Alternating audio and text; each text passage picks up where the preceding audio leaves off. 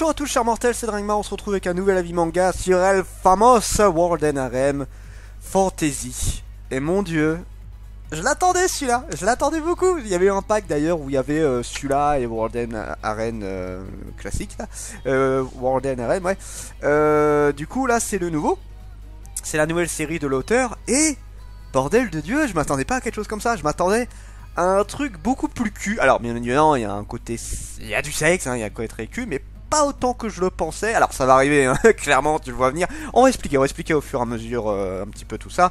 Donc World and Harem, du coup c'est un seinen aventure fantastique, érotique bien évidemment, fait par Link, et pour le dessin c'est Savan. Alors pour l'histoire nous suivons Arc, un jeune homme garçon noble, voilà, qui fait ce qu'un noble fait, c'est-à-dire il s'entraîne à l'épée, il s'entraîne un petit peu à la magie, il doit succéder son père, tout ça, bref, la noblesse, le truc un petit peu à la con. Sauf que lui, il a pas trop envie de tout ça, il est un peu en mode, ouais, je m'entraîne vite fait, mais j'ai pas envie de devenir spécialement fort. Sauf que malheureusement, les autres nobles sont un petit peu en mode, c'est moi le meilleur, mais si toi t'es pas au même niveau, ou voire meilleur que moi, je te considère comme une merde. Donc voilà, un petit peu problématique là-dessus. L'autre problème, c'est qu'il est amoureux d'une jeune fille, d'un autre noble, sauf que, autant vous dire que le père de cette jeune fille est pas trop d'accord pour qu'ils soient ensemble. Non, t'es pas un bon parti, t'es pas assez fort, non, que dalle, tu seras jamais avec elle, mon gars. Sauf que malheureusement, les deux s'aiment réellement. La jeune fille est amoureuse de lui et le jeune homme est amoureux d'elle. Donc bon, c'est un petit peu problématique. Sauf qu'il va se rendre compte de son impuissance et il va pas pouvoir faire grand chose. Il va même essayer de s'enfuir avec elle, mais il va se faire attraper et ils vont clairement lui faire comprendre que là, t'as dépassé les bornes. Si jamais tu réessayes de faire ça, mec, tu vas te faire défoncer la gueule. Donc bon, là, voilà, ils l'ont mis en prison pendant quelques temps. Ça reste un fils de noble, hein. Le père a joué ses relations, tout ça. Bref, il s'en est sorti. Et en fait, à un moment donné, il va tomber sur une elfe noire, celle qu'on voit juste là, qui va lui dire: est-ce que tu veux devenir fort? Non, mais est-ce que tu veux devenir réellement fort? Donc bien évidemment, lui, oui, hein, parce que ce serait la bonne méthode pour récupérer sa dulcinée et enfin prouver qui il est réellement, même si c'est pas son objectif. Son vrai objectif, c'est plus d'avoir le... Enfin, le cœur, il l'a déjà, c'est plus avoir le corps et la permission, on va dire ça comme ça, même si bon, il va pas demander la permission de sa dulcinée. Et le truc, c'est que là, il n'a pas la force et elle va lui dire, voilà, si tu fais les 3 choses que je vais te dire, tu auras une puissance hallucinante. Et c'est ce qu'il va faire. Alors j'explique les 3 trucs. Donc il doit faire 3 choses. Déjà, il doit manger. Alors il déteste le foie d'animal, il aime pas trop les intestins, tout ça, enfin voilà, tout ce qui est organes des animaux. Sauf que là, elle lui dit, tu vas devoir manger minimum un foie d'un animal dans la semaine. Il se force, ok, bon ça passe. Encore ça c'est pas le truc le plus dur. Deuxième truc, tous les soirs tu vas devoir prendre une cuillère d'une mixture, une sorte de poudre qui va considérablement améliorer ta magie. Alors, c'est pas un problème en soi, elle est pas dangereuse hein, cette poudre. Le problème c'est qu'elle donne une putain d'érection de malade. Donc bon voilà, c'est un sorte de Viagra ultra balèze. Donc bon, là il y en a qui doivent se dire, ouais ok, à cause de ça va partir en cul, tout ça. Non, pas de cul pour l'instant. Donc déjà voilà, manger du foie, ça c'est pour le corps, et manger une poudre qui améliore la magie, pour la magie. Là, donc là le but c'est de construire un corps grâce à tout ça. Et la troisième chose, qui est la plus dure pour moi, et en tant qu'homme je vous laisse vous donner votre avis là-dessus, pendant 1 an, il ne doit pas avoir de relations sexuelles, ni se masturber. En clair, il ne doit pas éjaculer pendant 1 an. En tant qu'homme, je trouve ça ultra hardcore. Je sais pas si je pourrais en vrai. Je pourrais pas, clairement. Donc voilà, s'il réussit ces 3 choses-là, il aura accès à un rituel qu'elle a le secret pour devenir ultra puissant. Donc ok, on fait ça.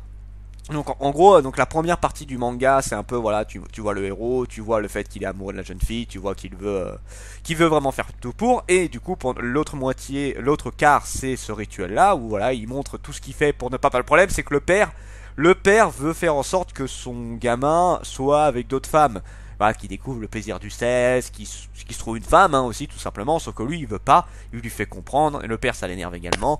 Donc bon, il lui fait voilà, Je t'aide pour tes affaires, parce que le père il est marchand en fait, voilà, il s'occupe de plein d'affaires de marchand. Il dit je t'aide pour tout ce qui est affaires marchand, et en échange tu me fous la paix par rapport aux femmes. Donc le père il fait bah écoute, si t'arrives à vraiment m'aider, ok j'arrête de t'emmerder parce que bah ça l'arrange, hein, ça veut dire que potentiellement ce serait un bon successeur. Donc ok on fait ça.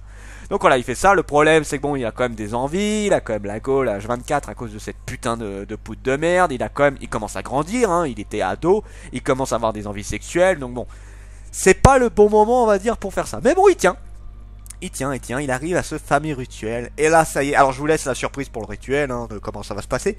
Mais ça y est, là, il obtient une... Alors déjà, il s'est entraîné, hein, pendant un an, il a pas glandé, hein, il s'est entraîné à l'épée, donc il est devenu beaucoup plus fort à l'épée. Il a obtenu... Alors, il a eu la croissance, hein, bien évidemment, qui a aidé ça, mais bon, le fait de manger de la viande, on le sait, ça aide à se faire une musculature. Donc grâce à ça, plus son entraînement, il s'est fait un corps quand même bien bâti. Sa magie s'est vachement développée. Alors il avait une magie qui était assez forte de base, mais qui était cachée. Là, cette magie s'est réellement développée, c'est vraiment dévoilé au grand jour. Enfin, au grand jour. Il n'y a que lui et l'elfe noir qui sont au courant de ça.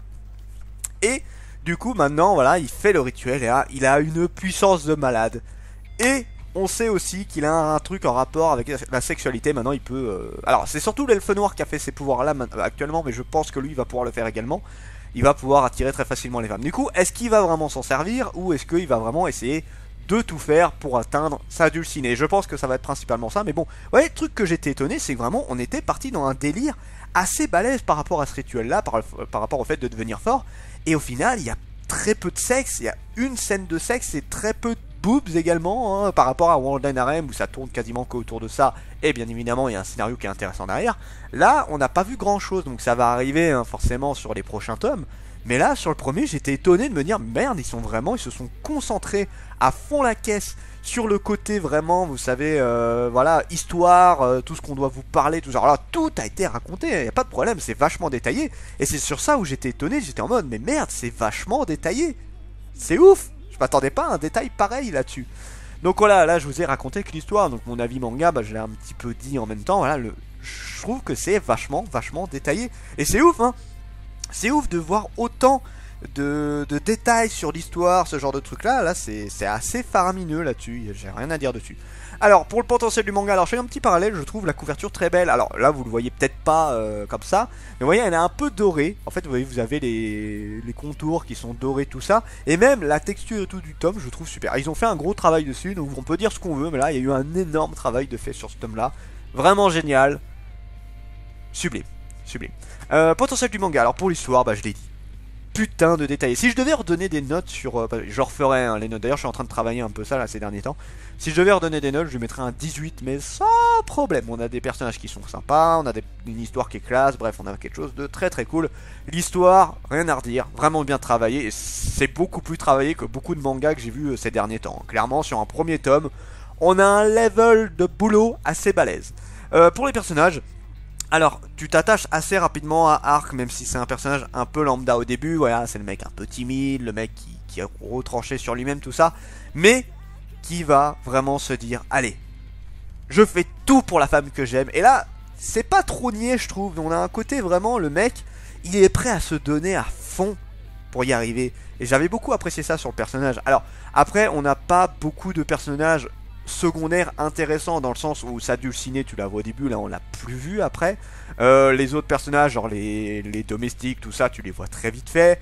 Le père c'est un emmerdeur de service. Les autres ennemis, bon c'est d'autres personnages. L'elfe noir on l'a vu un peu plus, mais pour l'instant elle est plus en mode voilà, je t'explique comment faire ce rituel, je t'aide à faire ce rituel. Et pour l'instant on sait pas grand chose d'autre d'elle, on sait pas quel est son objectif, on sait pas vraiment pourquoi elle a fait ça. Bon, on le devine un petit peu, mais voilà, on n'a pas encore d'explication par rapport à ça. Bref, là pour l'instant, on a surtout Arc, mais Arc est très intéressant, j'ai pas de problème là-dessus. Alors sur les dessins, pareil, bon, souvent quand t'as de l'érotique, tout ça, les dessins des personnages sont très bien, c'est du même niveau que World Harem, de toute façon c'est super bien détaillé, avec un côté différent, hein, c'est quand même très différent.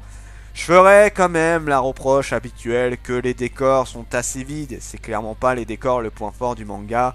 Là, ça s'est beaucoup concentré sur les personnages, et je trouve ça un peu dommage. Alors, des fois, t'as des trucs super beaux, hein, y a pas de problème, mais la plupart du temps, c'est assez vide en termes de décor, et je trouve ça un petit peu dommage.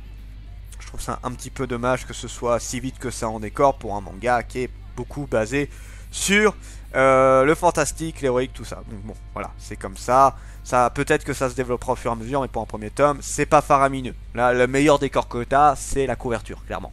Jusqu'où le manga peut aller, ben j'en sais rien, mais en tout cas, j'ai envie de voir. En fait, je me pose plusieurs questions. Ça peut être très bien, on va aller sur un mec qui va partir sur le côté maléfique, parce que là, il est, enfin, c'est une elfe noire, mais elle a l'air de quand même, elle a fait un rituel. Alors, je vais pas dire vraiment satanique, mais bref, ça a l'air d'être un truc du côté de l'ombre, donc ça c'est pas forcément gentil, je pense. À mon avis, on va partir sur un héros qui va peut-être qui va peut-être basculer du côté du mal. Et c'est bien, ça change. Parce que bon, c'est bien les côtés gentils, tout ça. Mais ça change un petit peu. Et j'aime bien aussi ce côté un petit peu maléfique. Avec ce côté un petit peu, voilà, on est sur quelqu'un de très différent de ce qu'on a l'habitude de voir. Donc oui, moi je dis oui à ça, il n'y a pas de problème. Je veux voir ce que ça va donner. J'attends énormément de cette elfe noire. Je sais pas, elle va être là en tant que conseillère, clairement. Mais jusqu'à quel point? Jusqu'à quel point elle va être en tant que conseillère? Est-ce qu'elle va pas lui faire un coup de pute par derrière? Pareil, j'attends de voir par rapport à sa dulcinée, est-ce qu'il va rester jusqu'au bout? Alors vu ce qu'il a fait, oui je pense. Mais est-ce qu'il va rester en attention sur elle? Ou est-ce qu'il va craquer sur des filles à droite à gauche? Je sais pas. Je sais pas. Mais en tout cas, World and Harem Fantasy, sacrée bonne découverte, ultra hallucinée. Voilà, et encore une fois, je fais le parallèle, je trouve ce genre de manga bien plus travaillé que par exemple Jujutsu Kaisen. Oui, je tacle un petit peu ce manga. Alors, je lirai le troisième tome parce que tout le monde a dit que le troisième tome, ça devient exceptionnel, tout ça. Mais ouais, mais bon, là pour l'instant, je préfère ce genre de manga là qui est beaucoup plus travaillé, beaucoup plus sympa actuellement. Voilà, tout ça, tout ça. Donc sur ce, c'était Dragmar, et je vous dis à la prochaine, chers mortels.